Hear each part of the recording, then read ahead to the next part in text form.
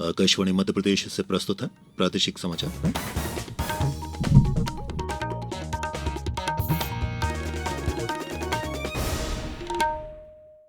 नमस्कार, इस समाचारों के साथ मैं प्रशांत सेंगर। सबसे पहले इस बुलेटिन के मुख्य समाचार। मंत्रिपरिषद ने सिंहस्थ 2028 के लिए इंदौर उज्जैन में 2312 करोड़ रुपए के सड़क निर्माण कार्यों को मंजूरी दी। संबल योजना के तहत मुख्यमंत्री ने 10,000 से अधिक हितग्राही श्रमिक परिवारों को जारी की सहायता राशि। केंद्र सरकार ने गैर ग्राम पंचायत गांवों में ब्रॉडबैंड कनेक्टिविटी के लिए संशोधित भारत नेट कार्यक्रम को दी मंजूरी। और प्रदेश में धान और सोयाबीन की खरीदी जारी, मंत्रीगण करेंगे उपार्जन केंद्रों का अवलोकन। और अब समाचार विस्तार से। मुख्यमंत्री डॉक्टर मोहन यादव की अध्यक्षता में आज मंत्रिपरिषद की बैठक हुई। बैठक में विद्युत एवं नवीकरणीय ऊर्जा उपकरणों के विनिर्माण को बढ़ावा देने के लिए नर्मदापुरम के औद्योगिक क्षेत्र मोहासा बाबई के क्षेत्रफल विस्तार करने को स्वीकृति दी गई। इससे औद्योगिक पार्क का क्षेत्रफल कुल 884 एकड़ हो गया है। मंत्रिपरिषद द्वारा सिंहस्थ 2028 को देखते हुए इंदौर उज्जैन में 2312 करोड़ रुपए से अधिक राशि के सड़क निर्माण कार्यों को भी स्वीकृति दी गई है। ये सभी सड़कें मध्य प्रदेश सड़क विकास निगम के माध्यम से विकसित की जाएंगी। मंत्रिपरिषद के निर्णय की जानकारी देते हुए नगरीय विकास एवं आवास मंत्री कैलाश विजयवर्गीय ने कहा कि उज्जैन में होने वाले सिंहस्थ 2028 के लिए व्यापक तैयारियां की जा रही हैं। उज्जैन सिंहस्थ बाईपास जिसकी लंबाई लगभग 20 किलोमीटर है, 2 लेन है, हम उसको 4 लेन करके पेवर शोल्डर उन्नयन निर्माण के कार्य लगभग 701 करोड़ रुपए की प्रशासकीय स्वीकृति देना कोशिश ही हम करेंगे कि ये सिंहस्थ के पहले ही कार्य पूर्ण हो जाए। ऐसे ही इंदौर उज्जैन के बीच में एक और पैरेलल रोड ग्रीन फील्ड पर बन रही है, उसकी लंबाई भी लगभग 48 किलोमीटर है। ये भी 4 लेन बनेगी, पेवर शोल्डर के साथ बनेगी और इसकी लागत लगभग 1370 करोड़ की प्रशासकीय स्वीकृति आज हमने दी है। इसकी विशेषता ये है कि यह सिंहस्थ से तो जोड़ेगी और पीपनपुर के औद्योगिक क्षेत्र से भी जोड़ेगी। ये औद्योगिक विकास के लिए भी बहुत महत्वपूर्ण होगी क्योंकि एयरपोर्ट के करीब से निकलेगी। मुख्यमंत्री डॉक्टर मोहन यादव ने कहा है कि संबल योजना आपात स्थिति में श्रमिकों को अपने नाम के अनुरूप संबल प्रदान किया करती है। उन्होंने कहा कि मुश्किल और दुख की घड़ी में सरकार श्रमिकों के साथ है। मुख्यमंत्री ने आज मुख्यमंत्री जन कल्याण संबल योजना के अंतर्गत 10,236 हितग्राही श्रमिक परिवारों के बैंक खातों में 225 करोड़ रुपए की राशि सिंगल क्लिक के माध्यम से अंतरित की। इस योजना के अंतर्गत अब तक 6,16,000 से अधिक प्रकरणों में 5,626 करोड़ रुपए से अधिक के हित लाभ दिए जा चुके हैं। मुख्यमंत्री ने बताया कि संबल योजना में 1 करोड़ 73 लाख से अधिक श्रमिकों ने अपना पंजीयन कराया है। मुख्यमंत्री ने कार्यक्रम के दौरान संबल योजना के कुछ जिलों के हितग्राहियों से वर्चुअल संवाद भी किया। राज्यपाल मंगूभाई पटेल ने आज भोपाल में आईईएस विश्वविद्यालय के प्रथम दीक्षांत समारोह में हिस्सा लिया। राज्यपाल ने इस अवसर पर कहा कि दीक्षांत विद्यार्थियों के लिए शिक्षा और संस्कारों के साथ साथ राष्ट्र सेवा के संकल्प का प्रसंग है। साथ ही ये अपनी बौद्धिक तथा सांस्कृतिक परंपराओं और संस्कारों को पोषित और पल्लवित करने की प्रतिबद्धता का भी अवसर है। कार्यक्रम में उच्च शिक्षा मंत्री इंदर सिंह परमार भी मौजूद रहे। सामाजिक न्याय एवं दिव्यांगजन कल्याण मंत्री नारायण सिंह कुशवाहा ने कहा है कि समावेशी और उज्जवल भविष्य के लिए और दिव्यांगों के नेतृत्व को बढ़ावा देने के उद्देश्य से प्रदेश सरकार का प्रयास दिव्यांगता को दिव्यता के रूप में परिवर्तित करने का है। इसके लिए राज्य सरकार केंद्र सरकार के साथ मिलकर काम कर रही है और दिव्यांगों के कल्याण के लिए उनको साधन के साथ साथ अवसर भी मुहैया कराया जा रहा है। श्री कुशवाहा ने ये बात सामाजिक न्याय संचालनालय के ऑडिटोरियम में आयोजित राज्य स्तरीय दिव्यांगजन कल्याण कार्यक्रम में मुख्य अतिथि के रूप में कही। कार्यक्रम की अध्यक्षता परशुराम बोर्ड के अध्यक्ष विष्णु राजौरिया ने की। समाचारों में अब वक्त हो चला है एक छोटे से अंतराल का। ये समाचार आप आकाशवाणी मध्य प्रदेश से सुन रहे हैं। ये समाचार बुलेटिन YouTube पर Madhya Pradesh news All India Radio channel पर और फेसबुक साथ ही X प्लेटफॉर्म पर AIR न्यूज भोपाल पर सुने जा सकते हैं।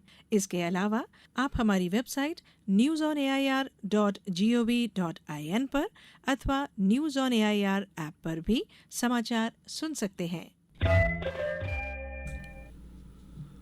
अंतराल के बाद एक बार फिर आप सभी का प्रादेशिक समाचारों में स्वागत है। प्रधानमंत्री आवास योजना से गरीबों के पक्के घर का सपना साकार हो रहा है। प्रदेश के अनूपपुर में भी सर्दी, गर्मी और बारिश के दिनों में जहां लोगों को काफी परेशानी का सामना करना पड़ता था, वहीं अब पक्के घर बन जाने से इन लोगों को विभिन्न मौसमों में होने वाली कई परेशानियों से निजात मिली है। जिला पंचायत अनूपपुर में स्वीकृत 51,831 आवासों में से 50,795 आवास पूर्ण करके हितग्राहियों को सौंपे जा चुके हैं। योजना के लाभार्थी चिंतामन राठौर ने हमें बताया। मेरा नाम चिंतामन राठौर है। मैं ग्राम पंचायत मोहदा, तहसील जेताहरी, जिला अनूपपुर, मध्य प्रदेश का निवासी हूँ। मेरे पिताजी का नाम श्री सुदामा प्रसाद राठौर है। मैं पहले कच्चा मकान में रहता था। अब प्रधानमंत्री के तहत योजना के आधार पर आवास घर मिला है। मैं उस पक्के मकान में रहता हूँ। बांग्लादेश में अल्पसंख्यकों पर हो रहे हमले के विरोध में आज इंदौर और भोपाल में कई संगठनों ने प्रदर्शन किए। इनके अलावा आमजन और व्यापारी सहित अन्य वर्ग के लोगों ने भी इसमें शामिल होकर अपना विरोध जताया। इंदौर में लालबाग परिसर में लोग एकजुट हुए, वहीं भोपाल में डिपो चौराहे पर धरना दिया गया। इसी तरह देवास, आगरमालवा और नीमच सहित प्रदेश के अन्य जिलों में भी रैलियां निकाली गईं। सरकार ने भारत नेट परियोजना के अंतर्गत देश में 2,14,000 से अधिक ग्राम पंचायतों को ब्रॉडबैंड कनेक्टिविटी प्रदान की है। संचार राज्य मंत्री डॉक्टर पेमासनी चंद्रशेखर ने आज लोकसभा में लिखित उत्तर में ये जानकारी दी। उन्होंने कहा कि सरकार इस परियोजना के तहत आदिवासी क्षेत्रों सहित सभी ग्राम पंचायतों और गांवों को ब्रॉडबैंड कनेक्टिविटी प्रदान करेगी।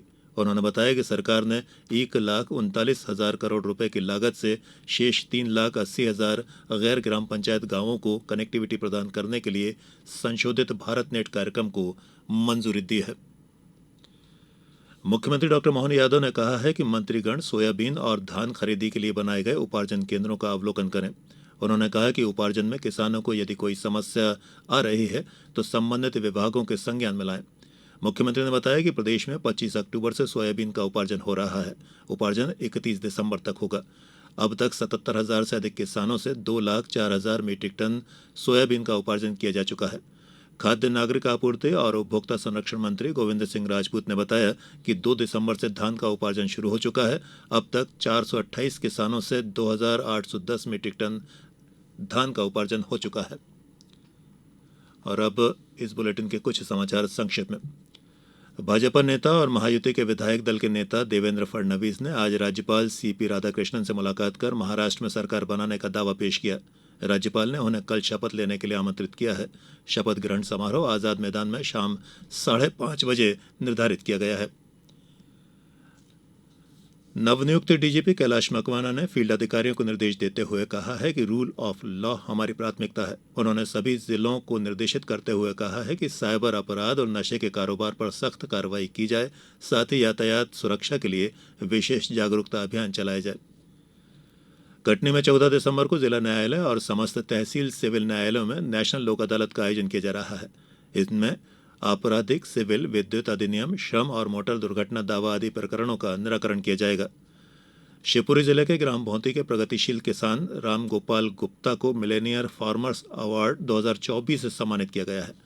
किसान राम गोपाल गुप्ता ने नवाचार करते हुए हल्की रेतीली और पथरीली मृदा में फसलों में मूंगफली तथा गेहूं के फसल चक्र के साथ साथ आंवले के 200 पौधे और उन्नत प्रजातियों के साथ गेंदा, गेलाराडिया आदि का भी उत्पादन लिया है।